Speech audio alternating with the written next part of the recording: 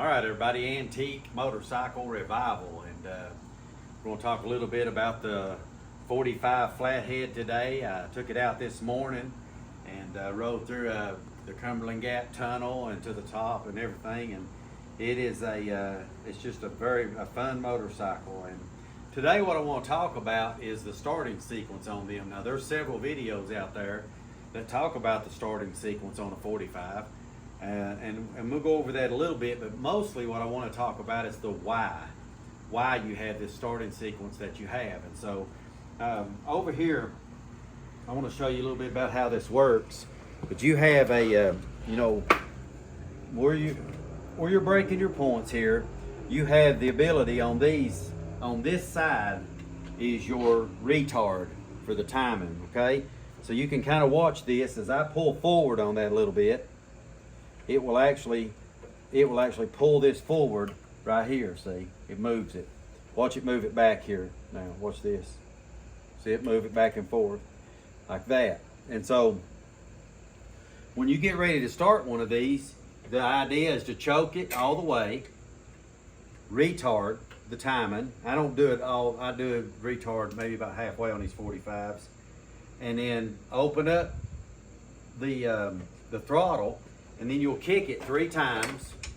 You know, I'm gonna go through that right now, but you'll kick it 3 times, and then you will turn the ignition on halfway down on the choke right here on this side, and then open the throttle. I open it all the way up on this one, it does better, but they say to crack it open, and then, you know, you just come down on it, and if everything is right on the bike, it'll fire up the first kick after you've primed it. And but that starting sequence is important. Some motorcycles, depending on the adjustment on the carburetor and stuff like that, might be a little bit different, but they're all, these older bikes are that way. But what I wanted to talk about for just a minute is the why behind that. Why are they that way? And so when you look at like that 73 Sportster right there, would be a great example of this.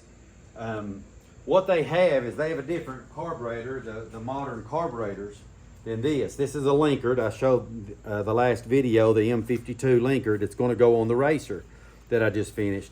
These carburetors, they run them for years and years and years, and I love them. I mean, you can rebuild them who knows how many times, buy a rubber ducky float, clean everything out pretty much. I mean, there is nothing to them.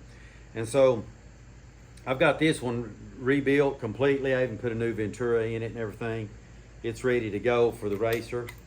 And but the reason that the other ones, you don't have that starting sequence, maybe you've got a bike from the 70s like that one over there, a 73, is because they actually have, and it's not this, but it's something similar to this, where it fills up with fuel and it has a pump inside of it. And when your throttle lever moves the arm like this and actually pumps and sprays a couple of times into the carburetor, and it'll pump it a couple times and spray it. This is why that if you have an old car and it's set for a long time, you've got to pump it like tons because you're trying to fill this up where it's set for, and then get it to where it'll spray and prime it that way. These don't have that, the older ones. And so what you have to do is you are choking this all the way so that it will pull, okay, from the motor side, and it will pull fuel up into the motor and just get a spray of fuel or 2 into the motor. That's why you'll do about 3 kicks on a cold one that way. And then you would come down about halfway, which would be like a choke, you know. You would come down about like that, is what I always do, 2 clicks like so.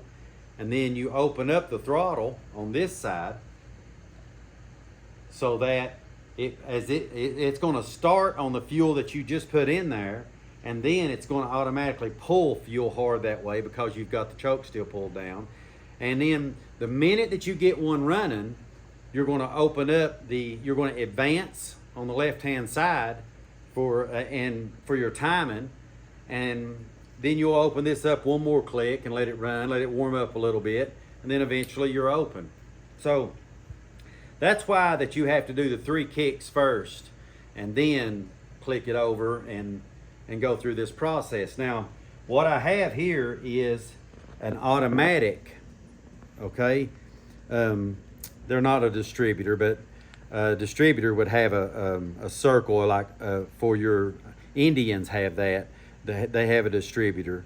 But anyway, this is where you're going to break your points, and so I want to show you how this automatic works. Now, like imagine for a minute that one doesn't have this on it, and you just take and you're pulling the cable and you're pulling it in this way into a retard position, or pulling back on the timing. And what happens is the cylinder is brought down a little bit, and it really it lowers the compression in a way. I mean, it pulls that off of there. It's not as tight. You know, if you get a bigger motor, you know, these big motors, you've got to do that. This one here will kick you a little bit if you have it advanced. Sometimes I've had it to kick up on me pretty good, but the big twins, like a pan head or a big flat head, a knuckle, something like that, yeah, they'll kick you off the bike if you don't pull back on that. And so this is a modern, you know, more modern version of the same thing over there, only this is automatic.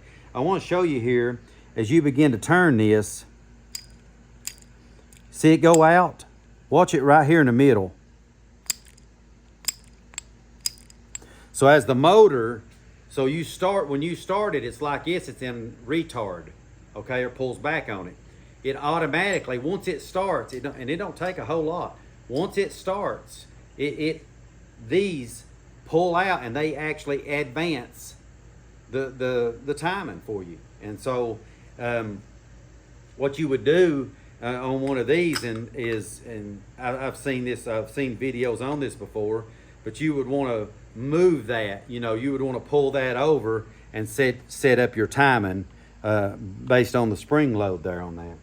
But I thought I would do a video on that and show a little bit of why that you have a secret. It's not just that you have one, but why you have one, and the older technology as it's advanced. You know, it advanced down the road. You got carburetors, then you got pumps on the carburetors on the motorcycles, and you didn't have to go through the sequence anymore.